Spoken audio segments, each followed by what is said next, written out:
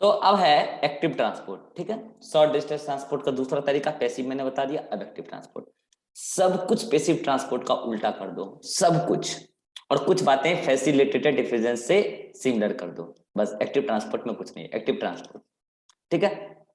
क्या है समझो, याद करो पैसिव ट्रांसपोर्ट में मॉलिक्यूल का ट्रांसपोर्ट जो है हाई कंसंट्रेशन से लो कंसंट्रेशन होता था, तो यहाँ लो कंसंट्रेशन से हाई कंसंट्रेशन होगा।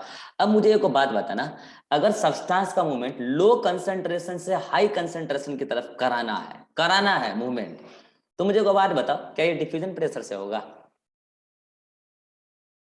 डिफ्यूजन प्रेशर तो क्या था?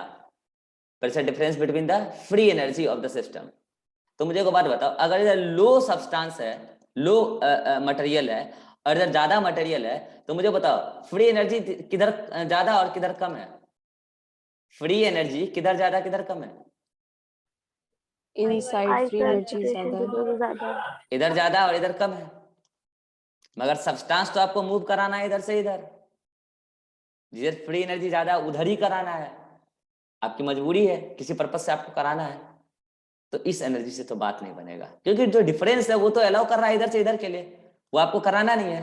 तो काम करो, बाहर से एक्सटर्नल एनर्जी दो, और ये external energy mostly in the form of ATP मिल जाती है most of the biological process में, मगर जरूरी नहीं है कि ये एनर्जी केवल एटीपी दे। जैसा कि आपने देखा था, प्रोटॉन एस्ट्रोमा से लाकर ल्यूमेन में ठूसा जा रहा था, जबकि ल्यूमेन में ऑलरेडी प्रोटॉन बहुत था। एनर्जी एटीपी दिया था क्या? एनर्जी एटीपी दिया था क्या? बोलो, एनर्जी तो फ्री इलेक्ट्रॉन दिया था, एनर्जी तो फ्री इलेक्ट्रॉन दिया था। और इसी तरीके से आप photo respiration cellular respiration chapter में भी आप पढ़ चुके हैं, कई जगह एक्सिस द कंसंट्रेशन वर्क कराया जा रहा है और एटीपी एनर्जी नहीं दे रहा है, फ्री इलेक्ट्रॉन एनर्जी दे रहा है। कहने का मतलब ये है कि अगर आपको अगेंस्ट अच्छा मुझे बताओ, ये अगेंस्ट द कंसंट्रेशन ग्रेडियंट है या अलोंग द कंसंट्रेशन ग्रेडियंट है? अभी सिखाया अगेंस्ट द कंसंट्रेशन। तो अगर आपको against the concentration gradient work कराना है, आपको बाहर से एनर्जी देना पड़ेगा सिस्टम में, तब जाके एनर्जी तब जाके वर्क आपका हो पाएगा। तो मुझे बताओ, अच्छा अगेंस्ट द कंसंट्रेशन को हम लोग अपहिल कहते हैं, और वहां जो होता था डाउन अलोंग द कंसंट्रेशन, उसको हम लोग डाउन हिल कहते थे। उसका पता है क्या उसका मतलब क्या है? अपहिल मतलब एफर्ट लगाइए पहाड़ों पे चलने के लिए, अप मतलब एफर्ट लगाइए। पहाड़ों पे चढ़ने में दम लगता है, उतरने में दम नहीं लगता है, क्योंकि चढ़ने में क्या हो रहा है, आप नेचर के अगेंस्ट जा रहे हैं, ग्रेविटी के अगेंस्ट जा रहे हैं, तो आपको बाहर से दम लगाना पड़ रहा है। ऊपर से नीचे आने में क्या है भैया, ग्रेविटी भी आपको सपोर्ट कर रहा है, तो कोई दम नहीं लगाना है आपको, समझ रहे हैं? इसलिए एक्टिव ट्रांसपोर्ट को क्या कहते हैं, अपहिल, और पैसिव ट्रांसपोर्ट दोनों जो था उस दोनों को क्या बोलते हैं, डाउनहिल। यहाँ पे कोई एनर्जी नहीं लगती थी, यहाँ एनर्जी लगती है। ये अलोंग द कंसंट्रेशन ग्रेडियंट नहीं है, अगेंस्ट द कंसंट्रेशन ग्रेडियंट है, ठीक है। आई थिंक आप दूसरी बात कि एक्टिव पैसिव में तो क्या था, डाउनहिल में तो क्या था कि simple diffusion without membrane protein होता था और facilitated diffusion with membrane protein होता था, यस और no? Active transport always with the help of membrane protein होगा, और ये कैरियर प्रोटीन भी हो सकता है, पंप प्रोटीन भी हो सकता है। और इसका एग्जांपल मैं ऑलरेडी आपको नर्वस सिस्टम में बता चुका हूं, Na+K+ पंप, अगर आपको याद है तो। घने सारे एग्जांपल है, मैंने आपको एक बता रखा वहां पे, Na+K+ पंप। फिर मैंने आपको मसल कॉन्ट्रैक्शन में भी बताऊंगा, कैल्शियम+2 पंप। फिर वही 3 केस बनते हैं यहाँ पे, जैसे Na+K+ पंप कौन सा केस बन गया, antiport. कैल्शियम+2 pump in the sarcolemma, वो बन जाएगा एग्जांपल यूनिपोर्ट का। ये सब एक्टिव ट्रांसपोर्ट के एग्जांपल है। H+ in the vacuole membrane, active transport, समझ रहे हो? तो ऐसे कई सारे एक्टिव ट्रांसपोर्ट के यूनिपोर्ट, सिम्पोर्ट, एंटीपोर्ट, कई सारे एग्जांपल है, लेकिन शर्त यह है कि लो टू हाई कंसंट्रेशन मूवमेंट कराना है, एनर्जी का यूटिलाइज कराना है। मैं आपको एग्जांपल देता हूं, जैसे कि आपने उसमें ही देखा था कि सेल मेम्ब्रेन में, न्यूरॉन्स की मेम्ब्रेन में, जैसे मान लो कि न्यूरॉन्स की मेम्ब्रेन है, ठीक है, ये एक्स्ट्रा सेलुलर फ्लूइड है और ये एक्सोप्लाज्म है, जिसको इंट्रा सेलुलर फ्लूइड आप कह सकते हैं। तो ऑलरेडी बाहर सोडियम ज्यादा होता है और अंदर पोटेशियम ज्यादा होता है। ऑलरेडी यहाँ सोडियम ज्यादा है और यहाँ सोडियम कम है और यहाँ पोटेशियम कम है, ऑलरेडी ऐसा होता है। और ऐसा कैसे होता है ये भी मैं नर्वस सिस्टम में बहुत डिटेल में पढ़ाया हूँ। लेकिन फिर भी अगर आपको चाहिए कि नहीं, हमको बाहर ही सोडियम भेजना है, जबकि बाहर सोडियम ज्यादा ऑलरेडी है, और अंदर हमको पोटेशियम भेजना है, जबकि अंदर पोटेशियम ऑलरेडी ज्यादा है, तो ये कैसे होता है? तो सुनो, ये ऐसे होता है कि यहाँ पे एक मेम्ब्रेन प्रोटीन लगा होता है, ऐसे कैरियर प्रोटीन ऐसे। और एक कैरियर प्रोटीन में क्या होता है, सुनना ध्यान से, ऐसे होता है, ये इधर इधर 3 बाइंडिंग साइट होता है, किसके लिए, एक मिनट दो, 3 सोडियम बाहर भेजना है और 2 पोटेशियम अंदर भेजना है, तो इधर होगा 2 बाइंडिंग साइट, एक बाइंडिंग साइट इधर और एक इधर, और इधर 3 बाइंडिंग साइट होता है, 1 हुआ, 2 हुआ, 3 हुआ, ऐसे। तो ये क्या है, एक प्रकार का पंप प्रोटीन है, एक प्रकार का ये क्या है, पंप प्रोटीन है। आप देखो यहाँ पे 3 बाइंडिंग साइट है, 1 2 और एक 3 है ना, 3 और इधर 2 है। तो होता क्या है, इस बाइंडिंग साइट पे जिस सब्सटेंस को मूव करना है वो अपना बाइंड कर जाते हैं। जैसे यहाँ पे एगो सोडियम यहाँ पे बाइंड किया, एगो यहाँ पे किया और एगो यहाँ पे किया, और पोटेशियम एक यहाँ पे किया, एक यहाँ पे किया। तो ये बाहर वाले पोटेशियम इधर बैठ गए और ये अंदर वाले सोडियम इधर बैठ गए, जबकि अंदर ऑलरेडी सोडियम कम है, उधर ऑलरेडी पोटेशियम कम है, ठीक है। अब क्या होगा, एटीपी इसके साथ बाइंड करेगा, इसके साथ एक एटीपी बाइंडिंग साइट होता है, एटीपी इसके साथ बाइंड करेगा। तो एटीपी का जब ब्रेकडाउन होता है, एटीपीज एंजाइम इसमें जुड़ा रहता है, एटीपी का ब्रेकडाउन करता है तो उससे एनर्जी रिलीज होती है। उस एनर्जी से इस पूरी पंप प्रोटीन का कॉन्फर्मेशनल चेंज हो जाएगा। ऐसा कॉन्फर्मेशनल चेंज होगा कि ये पूरा सेटअप पलट के इधर आ जाएगा और ये पूरा सेटअप पलट के उधर चला जाएगा, और फिर ये तीनों सोडियम उधर रिलीज हो जाएगा और ये दोनों पोटेशियम इधर रिलीज हो जाएगा। इस कदर आप देख पा रहे हैं कि 3 प्लस आयन गया उधर और 2 बाहर गया और 2 प्लस आयन अंदर आया, यानी कि अंदर में 1 प्लस आयन का मतलब कि कमी हो गया और बाहर 1 प्लस आयन का बढ़ोतरी हो गया, और इस कदर बाहर पॉजिटिव चार्ज और अंदर नेगेटिव चार्ज का मेंटेनेंस हुआ। ये सब बात नर्वस सिस्टम का पार्ट में वहां पे पढ़ा चुका हूं। मुझे ये बताना है कि ये कैसे एक्टिव ट्रांसपोर्ट का एग्जांपल है और कैसे एक्टिव ट्रांसपोर्ट में मेम्ब्रेन प्रोटीन वर्क करता है बाय यूटिलाइजिंग एनर्जी। यहां एनर्जी मिला है कैसे, by the help of ATP. ऐसे ही आपने वहां देखा था फोटोफॉस्फोराइलेशन में, याद करो, फ्री एनर्जी की मदद से फ्लिप फ्लॉप मूवमेंट, याद आया, प्लास्टोक्विनोन प्लास्टोक्विनोल, याद आया, फ्लिप फ्लॉप मूवमेंट, उसी फ्री इलेक्ट्रॉन की एनर्जी की मदद से। तो ये कैसे होता है मैं आपको बताता हूं। जैसे सपोज करो कि ये टॉफी है, ठीक है, तो अगर इस टॉफी को हाई कंसेंट्रेशन से लो कंसेंट्रेशन जाना है तब तो सिंपल डिफ्यूजन है, लेकिन नहीं, लो से हाई जाना है तो क्या करना है, ये मेम्ब्रेन प्रोटीन है, ये मेरी हाथ मेम्ब्रेन प्रोटीन, आप क्या करो, इधर लो कंसेंट्रेशन है और इधर हाई है, तो लो से हाई भेजना है तो इधर टॉफी को बाइंड करा दो, ठीक है।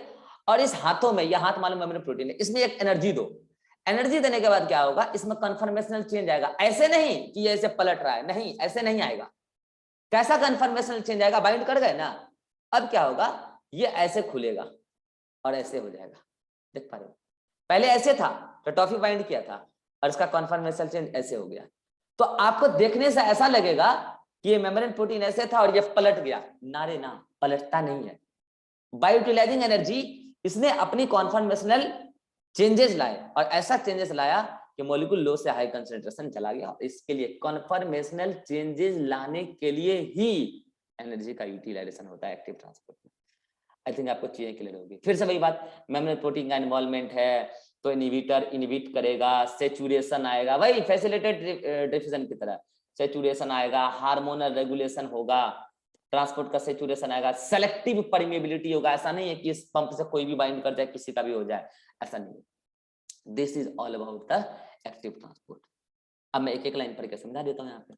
आई थिंक आपको समझ में तो ऐसा ही आ गया होगा सब कुछ। देखो मोस्टली, अच्छा एक बात बोलोगे सर, अगर कोई नॉन पोलर चीज का एक्टिव ट्रांसपोर्ट कराना है तो क्या होगा,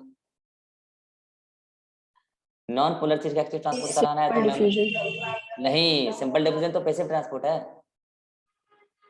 तो बायोलॉजिकल सिस्टम में ज्यादातर नॉन पोलर मॉलिक्यूल की एक्टिव ट्रांसपोर्ट जज ही नहीं की गई है।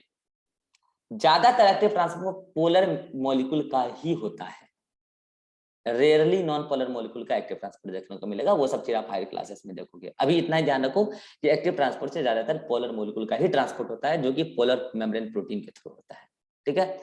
लो कंसंट्रेशन से हाई कंसंट्रेशन होगा, अपहिल होगा, एनर्जी यूज होगा, वो एनर्जी किसी भी फॉर्म में आ सकता है। ये सब मैं आपको ऑलरेडी बता चुका हूँ, ठीक है।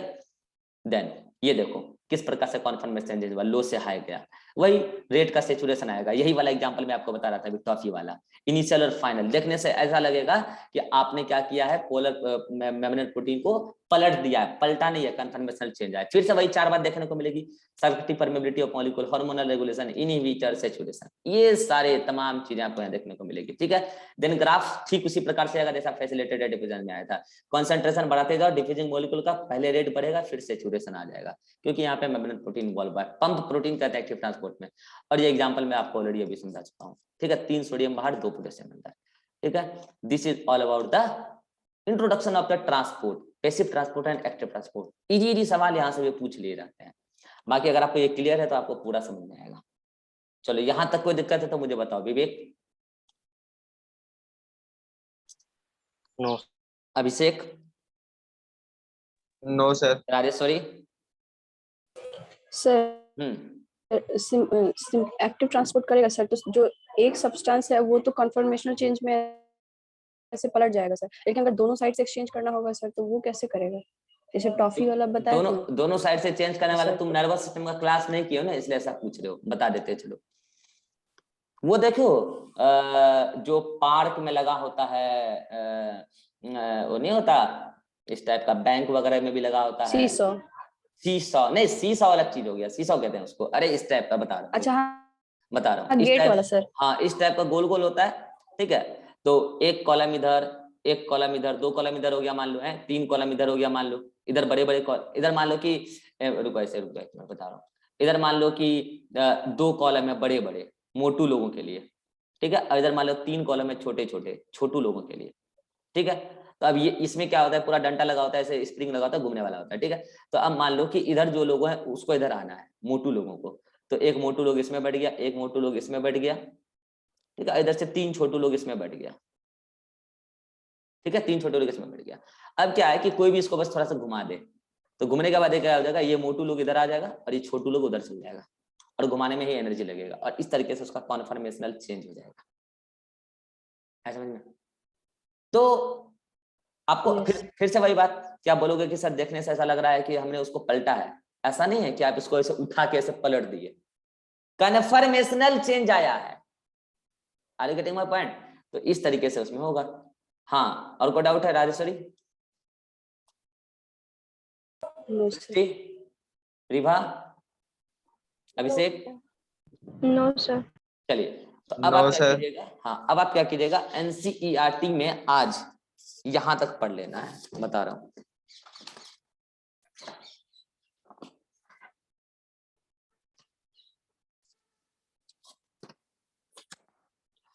हाँ, कितने लोगों का वो खत्म हो गया अब तक, पता है ना क्या? तो आज आपको पेज नंबर, सेलर एक्सप्रेशन कितने लोगों का खत्म हो गया भाई? अभी भी नहीं हुआ है तो जीवन में कभी नहीं होगा, इतना जान लीजिएगा।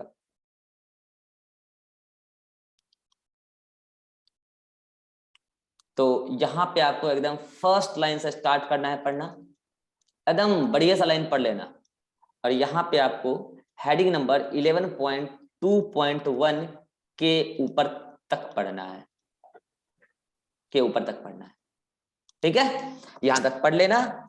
देन इसके आगे हम कल कंटिन्यू करेंगे, और कल आ जाएंगे हम प्लांट वाटर रिलेशनशिप पे, ओके।